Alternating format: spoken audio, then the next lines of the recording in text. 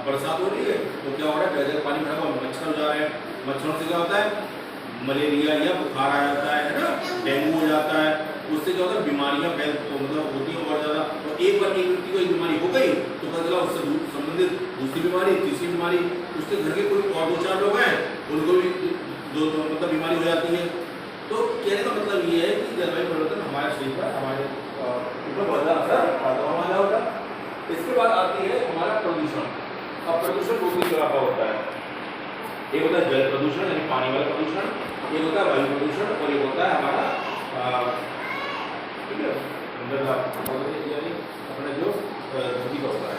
अब आप देखिए ध्यान से कि जो हमने जल को प्रदूषित कर दिया, गंदा गंदा पानी जो है छोड़ दिया इधर उधर, या नदी को गंदा कर दिया, तालाबों को गंदा कर दिया, तो उससे क्या होगा, वहाँ पे पानी गंदा हो जाने पर उस गंदे पानी का जो भी सेवन करेगा वो बीमार हो जाएगा। तो हमें कोशिश करनी चाहिए कि जल का प्रदूषण ना हो। बहुत बड़ी बड़ी फैक्ट्रियाँ स्थापित कर दी, नदी किनारे फैक्ट्रियाँ बनी और फैक्ट्रियों के बनने के बाद उनका जो फैक्ट्री जो भी सामान बनना है, सामान बनने के बाद उसका कचरा जो है वो नदी में डाल दिया गया। आपके यहाँ पे बियर फैक्ट्री है, बियर फैक्ट्री काली नदी के पास में बनी हुई है, तो वो बियर फैक्ट्री का सारा गंदगी कहाँ जाती है, नदी किनारे चली जाती है। नदी का पानी कैसा हो गया, काला गंदा हो गया, तो ये क्या है, जल प्रदूषण है। ठीक है, ऐसी वायु प्रदूषण होता है।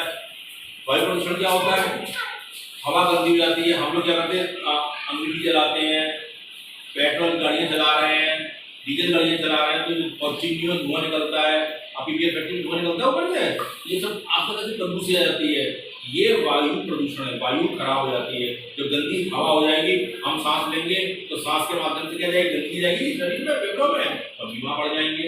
इसके अलावा आता है तीसरा ध्वनि प्रदूषण, यानी जब हम बहुत ज्यादा शोर शराबे में रहते हैं, अब पड़ोस में यहाँ पे डीजे लगा हुआ है, महसूस चलता है, कभी वो डीजे चला देते हैं, तो कितनी जोर से आवाज आती है, तो आवाज जोर से आएगी तो क्या होगा, हमारे कान के पर्दों पर असर पड़ेगा और हमारे हृदय की गति बढ़ जाएगी और कभी कभी हम बेहोश हो सकते हैं, या हमारे कान की आवाज सुनना बंद हो सकता है, सिर में दर्द हो सकता है, नींद नहीं आएगी, बहुत सारी समस्याएं आती हैं इससे, ध्वनि प्रदूषण से आप काम कान पर हट सकता है।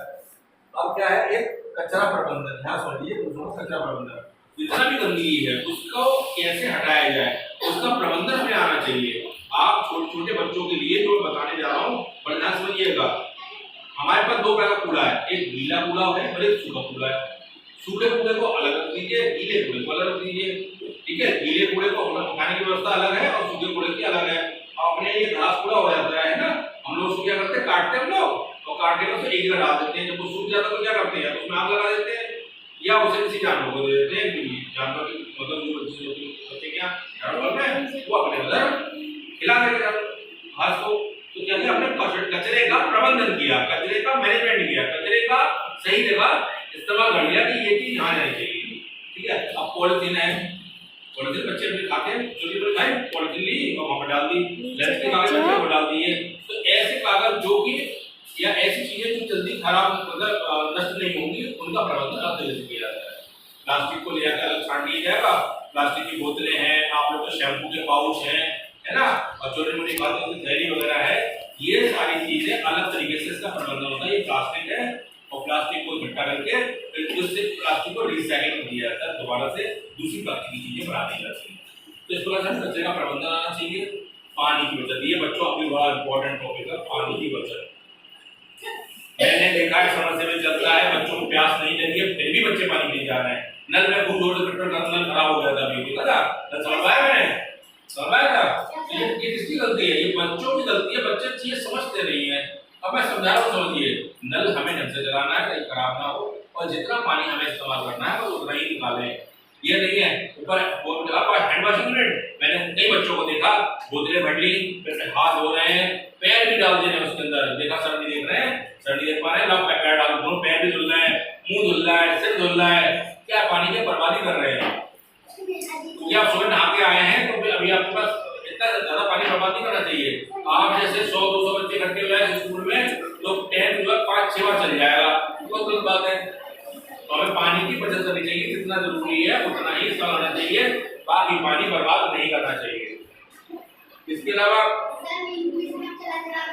एक बार सुनिए तो बेटा, बोलिए ध्यान सुनिए, 1 पानी की बचत करने का फायदा ये होगा कि निकट भविष्य में भी हमारे पास पानी रहेगा, वरना पानी खत्म होने पे दूसरी जगह से पानी लाया जाएगा तो पानी महंगा मिलेगा, पैसे से मिलेगा, जिनके पास पैसा नहीं होगा वो प्यासे मर जाएंगे। इसलिए पानी की बचत करना आना चाहिए। ठीक है, बात समझ आ गई? मैं यहीं पर इसे रोकता हूँ।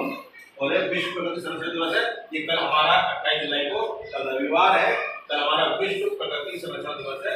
हमें अपनी प्रकृति को बचाना है, पेड़ पौधों को, जीव जंतुओं को कटने मरने नहीं देना है, ऐसा दिवस है कल के दिन। ठीक है, यहीं पे आपका पक्का दो ध्यान दीजिए।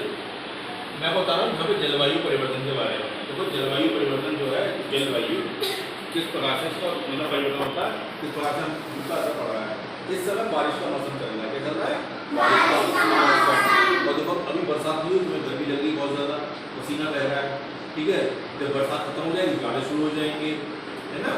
और जाड़े जब खत्म हो फिर गर्मी आ जाएगी, गर्मी में फिर बारिश आ जाएगी। तो ये क्या जलवायु का परिवर्तन हर 3-4 महीने का होता रहता है। लेकिन मनुष्य यानी इंसान ने कुछ ऐसे काम भी करे हैं जो इस प्रकृति के थोड़े खिलाफ गए हैं, गलत गए हैं।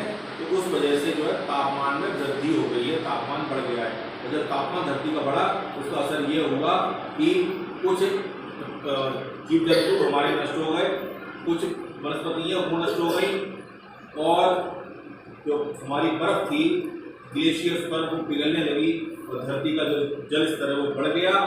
जब बर्फ पिघलती है तो क्या बनता है? पानी बनता है ना।